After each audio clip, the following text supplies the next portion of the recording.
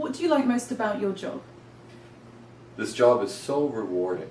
Aside from the fact that I am trying to help people, one of the rewarding things about my job, or what I really like about it, is I have so many different aspects in my different careers.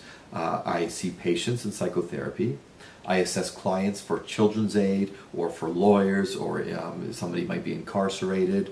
I teach at university. I've taught at 5 different universities, 18 different courses, over 120 times, to tens of thousands of students. So the variety is really rewarding. Every day is different.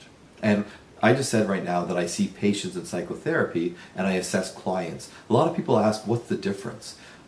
Years ago, in psychology, we decided to call patients clients so that it's kind of suggesting that it's not a one-sided affair. When you go to a medical doctor, you say to the doctor, okay, use your expertise, tell me what's wrong.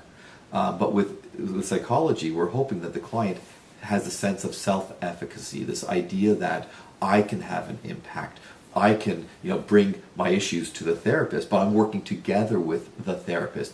I'm not a passive recipient. I'm an active participant in my therapy. That's why we use the term client. However, when I was working in the hospital a few years ago, and people heard the term client, they almost felt that it was belittling them. They thought that, well, I'm buying a service. Whereas the reality was, in the hospital, these are clients or patients who had maybe a quote-unquote nervous breakdown or a mental breakdown.